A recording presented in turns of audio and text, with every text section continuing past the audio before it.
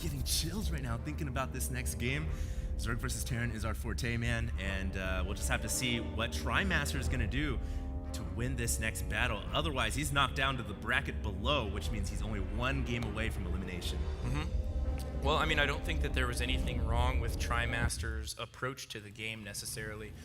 He had a very good build order. I liked his initial timing push with the combat shield Marines in conjunction with the siege tanks.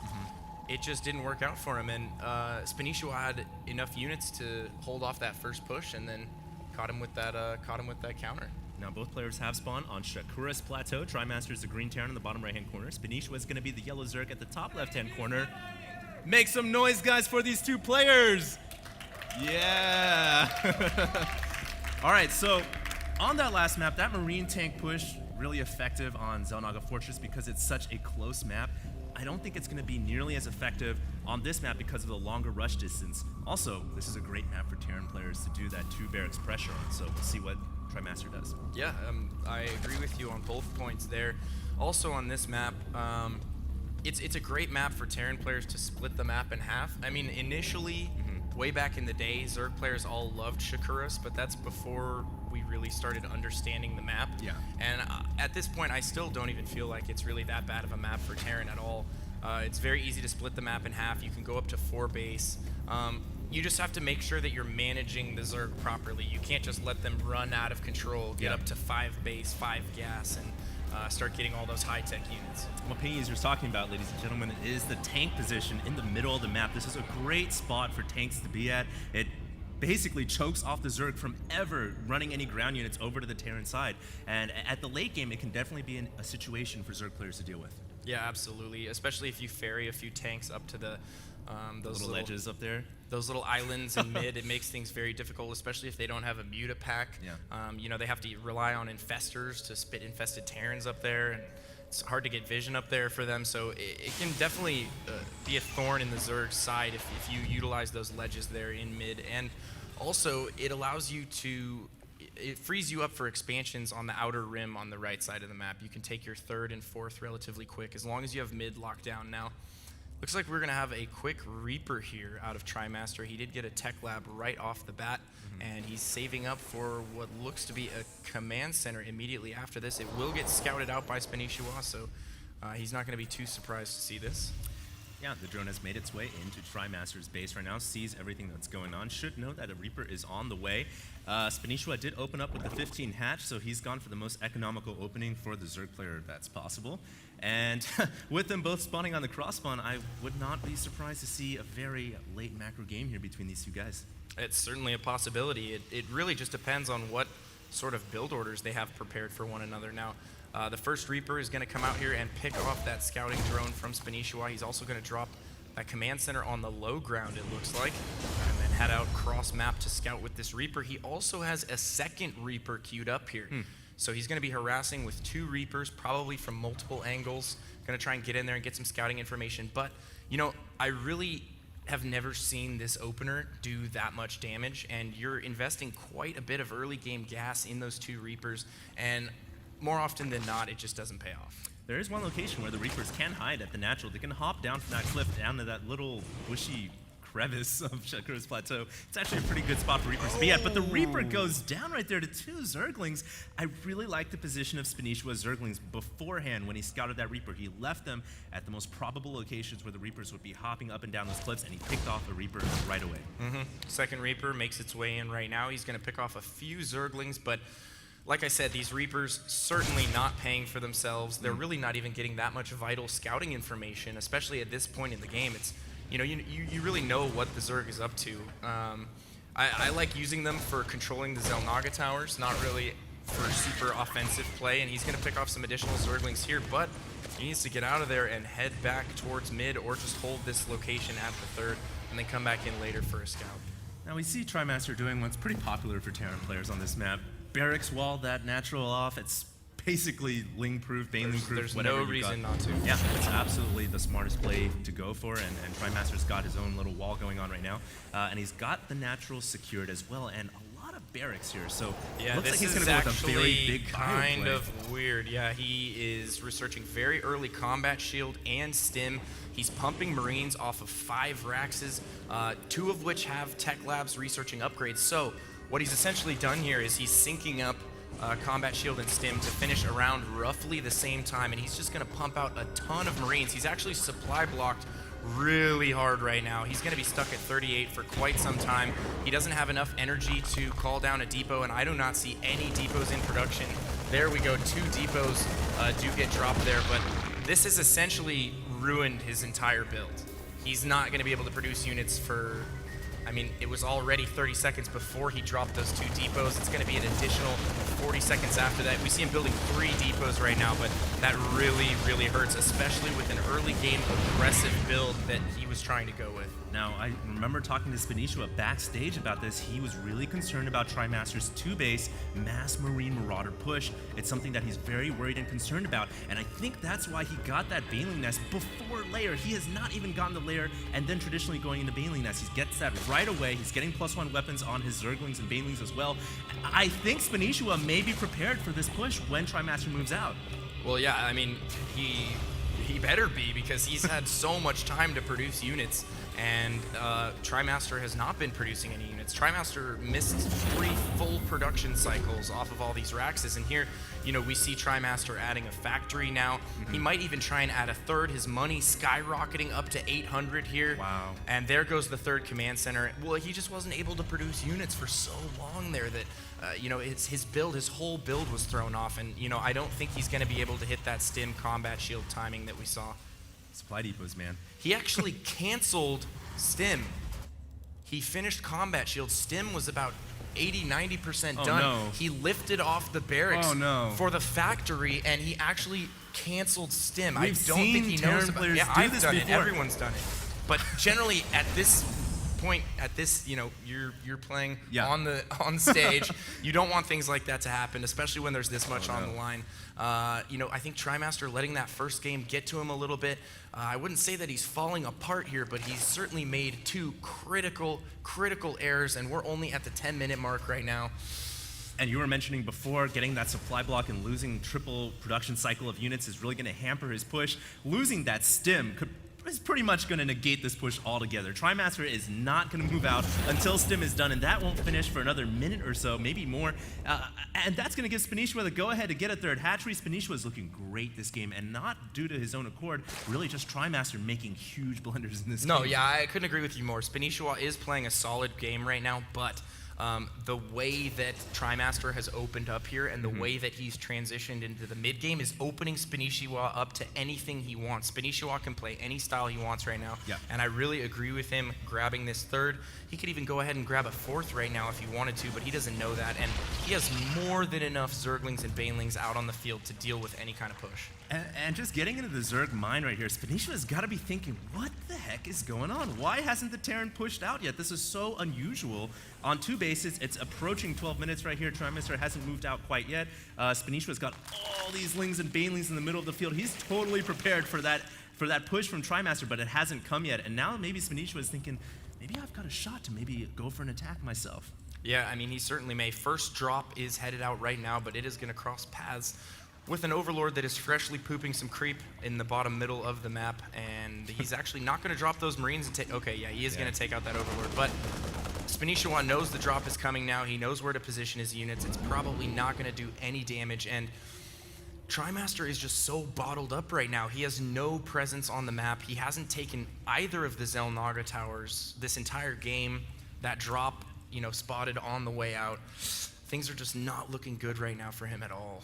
Now, one thing, though, that I would have to say looks good for Trimaster, actually, is the fact that Spanishiwa wasn't droning up that entire time, and he could have capitalized on Trimaster's mistakes by droning.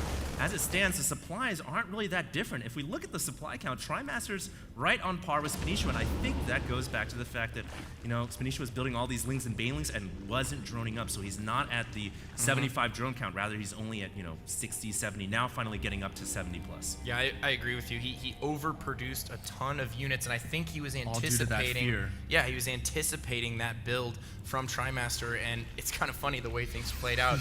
Might actually work to Trimaster's favor that he messed all those things up in the early game, but Nice save right there. nice indeed. Picks those Marines up. They're all in the deep, deep red, so he's going to have to pull out. He's not going to be able to heal those up. Now, the thing that Trimaster has been doing very well is he's really been focusing on his infrastructure. He already has that armory, both engineering bays going. He's getting +2/+2 right now, so he's certainly stayed on par with upgrades. He also has several reactors on his Raxes, and he's just been doing a good job with his macro and a good job with his infrastructure, and that's really all he's been focusing on this entire game. So, you know, hopefully he is doing that right. He's doing the one thing that he's been focusing on very well. And I also like how Trimaster sent a Viking on the southern end of the map to pick off all those overlords, because that is his dropping lanes. And right now these medevacs have moved in undetected. I don't think Spanishiwa saw it because all the overlords were popped off, and this is a production of units that can actually snipe out buildings very quickly. Yeah, certainly. Infestors are on the way now.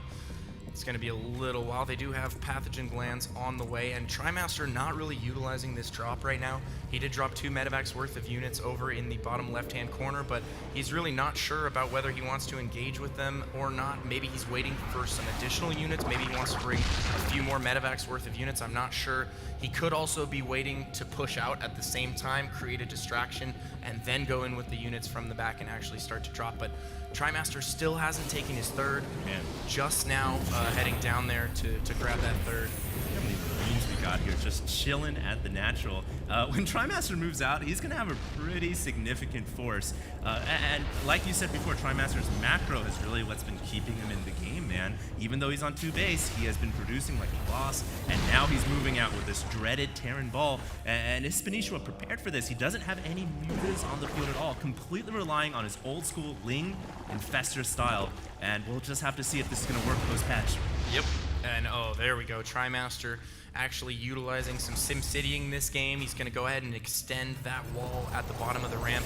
Could add a few more buildings there and then push through the middle of the map across the bottom, and it would actually give him a very nice setup. He could also kill those rocks over by his third and try and take the bottom middle expansion. I think that would be his safest option for a fourth.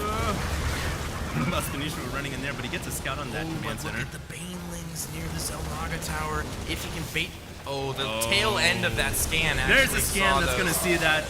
So he will see those. Very good scan right there from Trimaster. And he's pushing his way across mid right now, and I don't know if Spanishiwa is 100% ready for this. He's just now morphing last-minute Banelings, and there we go. He scouts out the drop in the bottom left-hand corner. Trimaster picks that up, and he's actually sending it all the way back around to relatively the same location.